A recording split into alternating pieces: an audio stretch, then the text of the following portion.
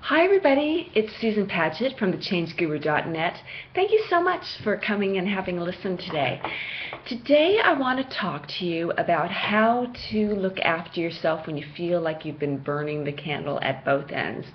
I noticed for myself these last few days that I've been feeling really super tired.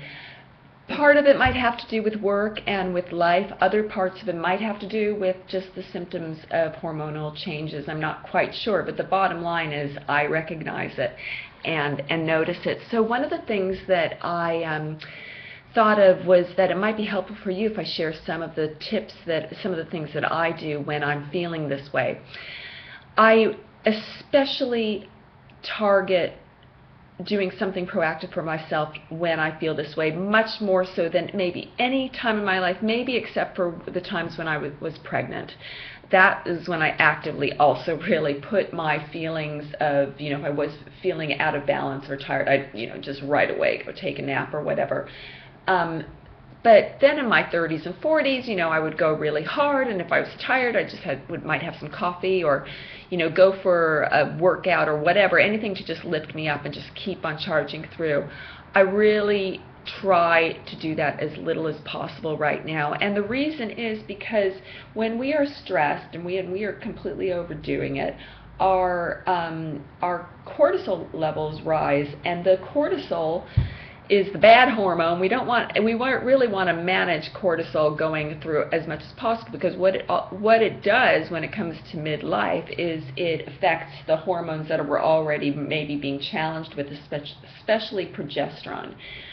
So I can't afford to have unnecessary things affect me right now at this time in my life. So what I do is when I feel the feeling that I'm getting stressed or that I'm burnt out or that I'm overtired or whatever, I do something about it. So these three ideas, the three things that I do don't cost any money. They just cost a little bit of time, and you can adapt them into your life whether you are working from home or you work in an office or you've got kids or whatever. They just take a little bit of energy to do and to carve out time, but really anybody can do them. The first thing that I did this today, and it felt so good. Oh my God. I just went outside and I just put my face in the sun. Now, I'm a girl. I always cover myself up in the sun. I'm really sun conscious, which we have to be here in Australia. But just to go and to bask in the sun for 5 minutes, it was almost like, a natural hug. And it felt so good just to have that warmth. You forget how beautiful, especially when you avoid the sun, how beautiful that warmth is. And it almost felt like, here's all this incredible vitamin D coming into me, into my hair and my face and my skin and my soul. And I just literally felt like it was pumping, it almost felt like orange juice into me. So just going out and getting some sun now, I recognize that here in the southern hemisphere it's winter, so it's almost winter time, so it's fine for us to go out any time of the day and get this without getting too hot. In the northern hemisphere, where it's getting nice and toasty in some places, do this maybe early in the morning before it gets too hot, because you want it to be comfortable and you want it to feel nourishing. You don't want it to feel, here I am sweating. And you don't need long, just 5 minutes of just concentrating and just feeling like, recharge me. It feels so good. The second thing that I do that really works well for me is I will take a hot bath or warm bath rather than maybe taking a shower or rather than taking a shower. And a lot of times I'll do this maybe around 4 or 5 o'clock in the afternoon when my energy levels are really zapped and I just need something to recharge me.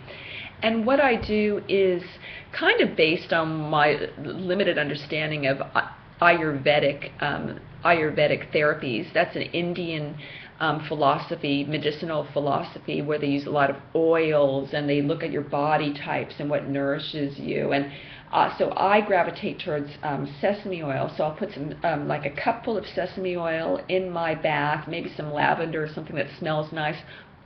No music. I don't put any sound or whatever. It's just 5 or 10 minutes. It's not a long, luxurious soak, but it's, 5, 10, 15 minutes of just letting the water just kind of soothe me, recharge me. And, it's all about the positive ions thing, or sorry, the negative ions thing that water brings that gives you the positive vibes and makes you feel really good. So rather than just feeling sleepy, it just makes me feel more recharged, but in a calm way. The third tip that I have is my favorite. I've been doing it for years. I think it is one of the most underrated ways to recharge your batteries, and that is by taking a power nap. Here in Australia, I think it was this week, we're getting close to having federal elections to elect a new prime minister. And a recent news story said that staff who work in government are being advised to take power naps as things get busy, because they're dealing with the 24-hour news cycle and all the pressures on, and they just want people to make good decisions and be safe. And so they actually have little rooms set aside in just where you could do private conferences. They're letting people use these rooms to take their power naps.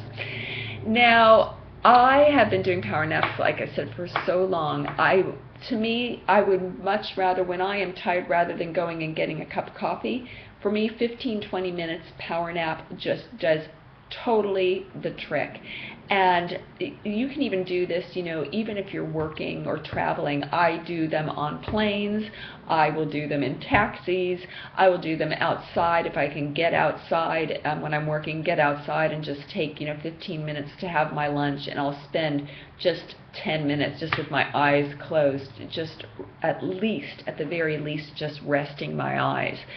The benefits to me of this is that I am just refreshing my brain, and that's all I need. I don't need a big long nap, and maybe that's why sometimes the idea of power napping gets a bad rap, because people are associating it with having a big long nap and sleeping the day away. But for me, like I said, it's about the same amount of time that it would take to go and have a coffee break, and it just recharges me, and it just feels so nourishing. I feel like when I do these things that I am actively taking care of myself.